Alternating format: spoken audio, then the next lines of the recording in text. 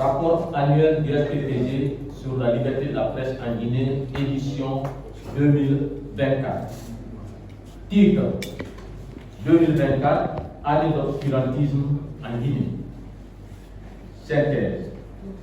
Le syndicat des professionnels de la presse de Guinée, SPPG, est à son 3e rapport annuel sur la liberté de la presse. Tout comme les premières et deuxième éditions, le rapport 2024 aussi revient sur des atteintes majeures commises entre le 1er janvier et le 31 décembre. Pendant cette période, 32 journalistes ont fait l'objet de séquestration et 16 arbitrairement arrêtés. Parmi les 16 arrêtés et placés en garde à vue, 2 ont été jetés en prison à la maison centrale de Conakry. Parlant des cas d'agression physique, 2 journalistes d'un média public ont été sauvagement battus à Conakry par des militaires. L'extrême violence des coups reçus a fait déboîter l'épaule droite de l'un des journalistes agressés. Les menaces et tentatives d'enlèvement qui ont visé plusieurs professionnels au cours de l'année écoulée ont fini par atteindre un journaliste kidnappé le 3 décembre en haute banlieue de Conakry.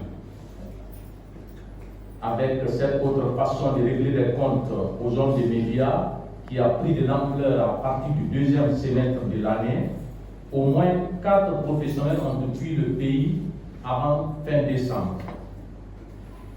En matière de poursuites judiciaires, 2 des 3 procédures engagées contre des journalistes ont été traitées sur la base du code pénal au détriment de la loi sur la liberté de la presse qui les protège contre la prison. Sur le plan des mesures administratives liberticides, 4 radios et 2 télés privées sont fermées à Conakry par le ministère en charge de l'information depuis mai 2024, ainsi que leur démembrement en région.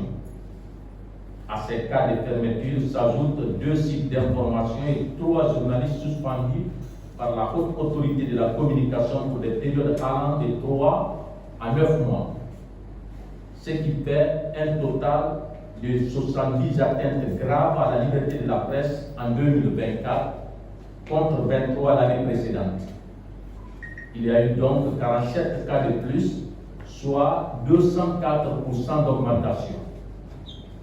Ces chiffres peu honorables, étendus sur l'année, donnent en moyenne près de 6 cas d'actes liberticides commis chaque mois. Parlant du nombre des atteintes recensées par Jaune, la capitale Conakry a encore battu le triste record pour la 3e année consécutive avec 67 cas sur les 70, soit 95,71% des dérives enregistrées en 2024. Conakry est suivi de la région administrative de Kankan qui compte 3 cas, l'un à Kankan-Ville et les 2 autres dans la commune urbaine de Mandiana. Conakry, le 4 février 2025, le Bureau national. Camarade, salut! Salut!